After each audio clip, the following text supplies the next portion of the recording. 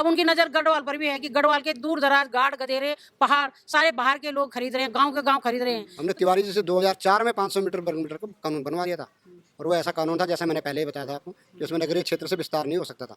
फिर खंडूरी जी से लड़े तो उन्होंने 250 वर्ग मीटर कराया। उत्तर प्रदेश की पुलिस की लाठियां खाई थी और केंद्र सरकार की, लेकिन आज हमारे युवा जो हैं उत्तराखंड सरकार की लाठियां खा रहे हैं। आज जो माननीय मुख्यमंत्री धामी जी हैं, उस समय भाजपा युवा मोर्चा के अध्यक्ष होते थे, उन्होंने भी बहुत जबरदस्त आंदोलन किया था सुड़कुल में 70% के लिए। इधर से हम आंदोलनकारी में, उधर से धामी जी का युवा मोर्चा सुड़कुल में, उधर सितारगंज साइड में, और इधर हम, और इतना जबरदस्त प्रेशर बना कि जो पार्टी के अध्यक्ष थे कांग्रेस के हरीश रावत, वो विधानसभा के सामने जाके धरने में बैठ गए थे तिवारी जी के खिलाफ। जब भी हम दीदी को मिलने जौली ग्रांट गए, घर पे गए, उनकी एक ही टिस थी अब कि वो उत्तराखंड नहीं मिला जिसकी हमें जरूरत थी और जो हमने कल्पना की थी। नमस्कार दोस्तों, स्वागत है आपका प्यारा उत्तराखंड में। आज स्वर्गीय श्रीमती सुशीला बलूनी जी की 84वीं जन्मदिन का यहाँ पे उत्सव मनाया जा रहा है। तो हमारे साथ कुछ राज्य आंदोलनकारी जुड़ चुके हैं, जिनसे बात करते हैं। सर, सबसे पहले तो आपका नाम क्या है? मैं रामलाल खंडूरी, प्रदेश महासचिव उत्तराखंड राज्य आंदोलनकारी। तो सबसे पहला सवाल तो यही आता है कि सुशीला बलूनी जी का राज्य आंदोलन में क्या किस तरह की भूमिका आप देखते हैं? ये तो पूछने की जरूरत नहीं, पूरा उत्तराखंड जानता है कि राज्य आंदोलन में मातृशक्ति की प्रतीक सुशीला बलूनी थी, और अगस्त 94 में सबसे पहले कचहरी शहीद स्मारक में ताई जी बडूनी जी के समर्थन में जब पौड़ी जी बैठे थे, वो तो उनके समर्थन में यहाँ देहरादून में सबसे पहले महिला थी जो धरने पे भूख हड़ताल पे बैठी। उनके साथ रामपाल जी और गोविंद राम ध्यानी जी बैठे थे। उन्होंने लंबी भूख हड़तालें शुरू करी, और उनका जीवन सिर्फ राज्य आंदोलन, सामाजिक अन्य मुद्दों पर भी प्रदेश के हर मुद्दे पर वो लड़ी हैं। राज्य आंदोलन तो खैर उन्होंने लीड किया है, पूरी मातृशक्ति सब बच्चा उन्हें इसलिए ताई जी के नाम से जानता था। हम बच्चों पे तो उनका इतना आशीर्वाद रहता, पुलिस अगर मारे पीटे तो वो कूद जाती थी बचाने के लिए, और पूरे अधिकारी भी राज्य बनने के बाद उनका इसीलिए सम्मान करते रहे, क्योंकि वो निस्वार्थ भाव से लोगों की समस्याओं के लिए जूझती। जो चला गया, कभी ये नहीं देखा कि गाड़ी है घोड़ा है, पैदल चलना तो पैदल चलती है, स्कूटर में बैठ के चलती, लेकिन लोगों के लिए जूझती थी। सचिवालय में जाती थी, अधिकारियों को अगर कह दिया ये होना है तो होता था। जैसे कभी आर्यन जी भी बता रहे थे कि कैसे उनके कहने से उन्होंने कितने काम किए।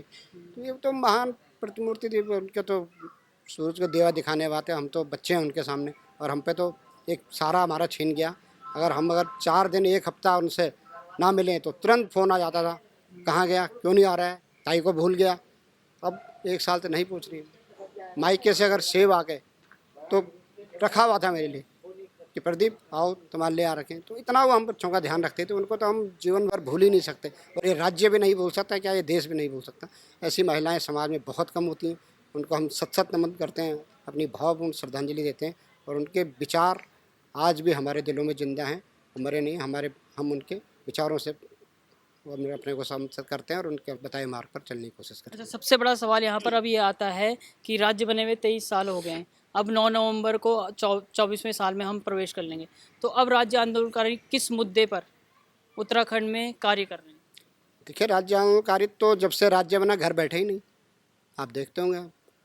हम तो लोग तो आज भू कानून के लिए चला रहे, हम तो तिवारी जी के शासन में 2004 में भू कानून के लिए लड़ रहे थे, तब तो कहीं भू कानून की बात भी नहीं हो रही थी। आंदोलनकारी आज की कटिंग है अखबारों की, अब मैं भेजता भी हूँ उनको। हमने तिवारी जी से 2004 में 500 मीटर वर्ग मीटर का कानून बनवा दिया था, और वो ऐसा कानून था जैसा मैंने पहले ही बताया था आपको, कि उसमें नगरीय क्षेत्र से विस्तार नहीं हो सकता था।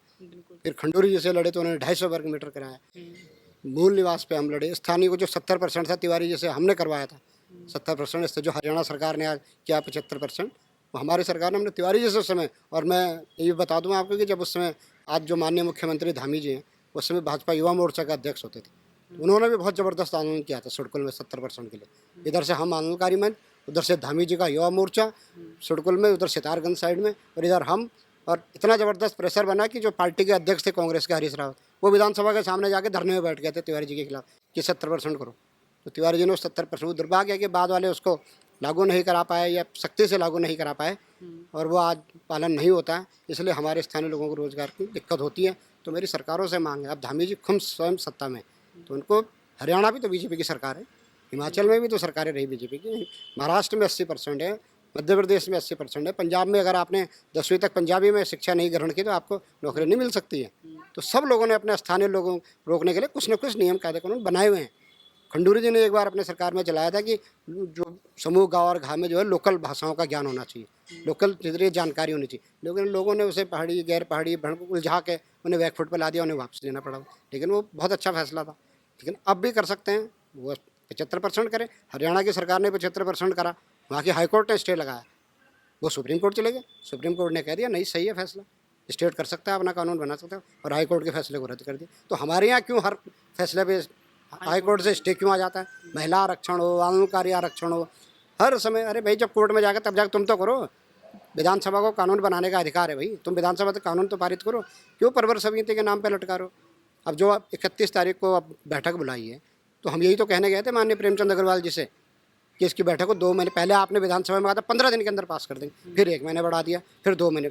स्वाभाविक आक्रोश होना था, लोगों की नियुक्तियाँ अटकी हुई हैं, वैकेंसियाँ लगातार निकल रही हैं, तो तब हम क्या करेंगे उस आरक्षण का? आंदोलनकारी तो लगभग 80% ओवरेज हो गए, अब तो आश्रित भी ओवरेज होने की कगार पे, जो थोड़ा बहुत बच रहे हैं तो उनके लिए व्यवस्था बननी थी, तब उसको लटकाया जा रहा हो। फिर तुम कहोगे ये लोकसभा चुनाव आ गए, नगर निगम चुनाव आ गए, फिर 2 महीने खींचोगे, तो उसका फिर फायदा क्या? हमें तो अब तो हमने सीधे लिख दिया प्रेस करके, हम अगर नहीं करोगे तो हम कह देंगे अब हमें चाहिए ही नहीं है आरक्षण, आप रखो। हमारे पास बहुत मुद्दे हैं, हम मूल निवास पर लड़ रहे हैं, हम भू कानून पर लड़ रहे हैं, हम जो परिसीमन है क्षेत्रीय आधार पर उसके लिए लड़ रहे हैं, लोकायुक्त के लिए लड़ेंगे, और कई मुद्दे हैं हमारे पास। हम भू कानून मूल निवास पर इतनी बड़ी रैली करी हमने, क्यों नहीं लागू होगा? भू कानून समिति बने हुए कितने साल हो गए? 1 साल को तो रिपोर्ट आए हुए हो गए, लागू कब होगी? आप उद्योग ला रहे हैं, हम आपका स्वागत करते हैं, हम आपने सराहना करते हैं कि आप चलो बेरोजगारों के लिए सोच रहे हो, लेकिन वो उद्योग तभी तो लगेंगे जब ज़मीनें बचेंगी। कहीं ज़मीनें होंगी, पर्वतीय क्षेत्रों में लगने वाले उद्योग होंगे जो वहाँ पर होता, नहीं तो सब पलायन कर रहे हैं, उद्योग से तो और ज़्यादा पलायन हुआ। लेकिन पर्वतीय क्षेत्र में जो उद्योग लग सके और उनको रोक सके, तो ऐसे व्यवस्था, ऐसे उद्योग भी। लेकिन मुझे बहुत अच्छा लगा आज माननीय मुख्यमंत्री जी का मैंने बयान पढ़ा कि हम ऐसे भी उद्योग लगाएंगे जो पर्वतीय क्षेत्रों में लगे। तो यही हमारी सोच है, यही होना चाहिए। ये बहुत बढ़िया है। हमारे साथ यहाँ पर मातृशक्ति भी जुड़ी हुई हैं, उनसे भी बात करते हैं। सबसे पहले मैम आपका नाम? मेरा नाम है सुलोचना भट्ट हूँ। तो आज जैसे सुशीला बलूनी जी की 84वीं जन्मोत्सव मनाया जा रहा है, तो इसको किस नज़रिए से देखते हैं आप? देखो, सुशीला बलूनी एक महिला नहीं है, एक आंदोलनकारी। जैसे हम पीपल का पेड़ मानते हैं ना, आंदोलनकारी उत्तराखंड के लिए वो महिला ऐसी है, क्योंकि उन्होंने देहरादून से आंदोलन लड़ा, हमने पहाड़ से लड़ा। लेकिन जो अगर देहरादून की न्यूज़ अगर आ गई तो पहाड़ जो है सड़कों पे आ जाता था। और हमारी प्रेरणा स्रोत हैं वो, और प्रेरणा स्रोत रहेंगी, और जब तक उत्तराखंड रहेगा तब तक उनका नाम रहेगा।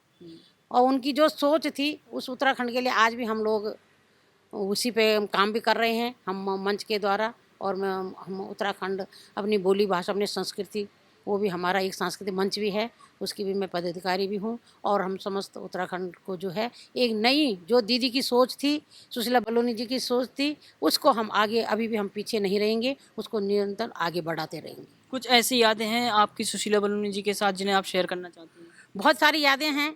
जब भी हम दीदी को मिलने जौली ग्रांट गए, घर पे गए, उनकी एक ही टिस थी अब कि वो उत्तराखंड नहीं मिला जिसकी हमें ज़रूरत थी और जो हमने कल्पना की थी। उन्होंने हमें यही बोल रखा, हम गए थे वहाँ 3 महिलाएं, और राधा तिवारी थी, द्वारका बिष्ट, उन्होंने हमसे यही कहा कि अभी चुप मत बैठना, अभी हमारा उत्तराखंड, हमें जो चाहिए था वो नहीं मिला, उस पर तुम लोग सब आगे रहना और उसको उत्तराखंड के लिए जो हमारा सपना था उसको साकार करना।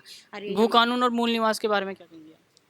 ये तो हमारा ऐसा मुद्दा है कि जल और जंगल जमीन, इसको तो हम हमेशा, ये तो आंदोलनकारी मंच के मुंह पे पहली हेडिंग थी ये, कि क्योंकि अगर हम राज्य लेंगे तो हम राज्य को बचाना भी है ही।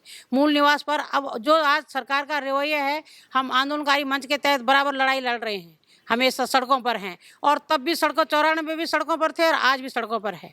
लेकिन मूल निवास जहाँ तक जो सरकार की सोच है ये कामयाब नहीं होंगे, और आंदोलनकारी हमेशा अपने जो अधिकार है उनके लिए लड़ता रहेंगे। और भू कानून और मूल निवास ये हमें अति आवश्यक है, क्योंकि हमने जब राज्य लिया था तो हमने ये नहीं कहा था कि भाई तुम राज्य, हमने राज्य का विकास चाहा था कि अगर कोई भी चाहे, हम लोग चारों धाम उत्तराखंड में, देवभूमि उत्तराखंड को कहा जाता है, लेकिन हम यही सोचते थे कि उत्तराखंड का छोटा सा बच्चा और बड़ा पढ़ा लिखा बच्चा जो है यहाँ का रोजगार उसको मिलेगा।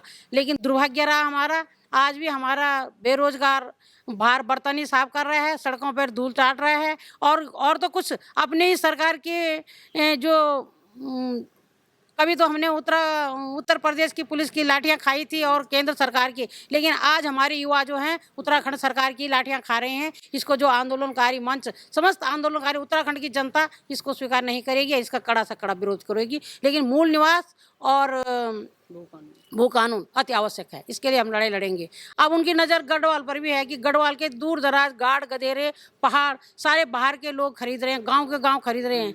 तो मैं तो कहती जहाँ इस सरकार की ये सोच थी कि इनके ये गढ़वाल खरीदो, उनकी सोच ये क्यों नहीं आई कि महिला के लिए कोई महिलाओं के लिए रोजगार होना चाहिए या युवाओं के लिए रोजगार। कोई ज़रूरी नहीं था कि सारे कॉलेज और हॉस्पिटल देहरादून में ही होने थे। पौड़ी क्षेत्र में करते, उत्तरकाशी में करते, चमोली में करते, रुद्रप्रयाग में करते, वहाँ भी तो कुछ, वहाँ तो आज भी जनता वही है, उनको पता भी नहीं है। वो सोचते कहाँ है उत्तराखंड, उनको आज भी नहीं पता उत्तराखंड मिल गया, क्योंकि आज भी महिलाओं की वही दशा है, वही दिशा है और जो मूलभूत सुविधा आज भी वो वंचित है। जिसके आपने बिल्कुल सही कही है, क्योंकि आज भी उत्तराखंड के हायर एजुकेशन के लिए उत्तराखंड के युवकों को देहरादून ही आना पड़ता है। धन्यवाद।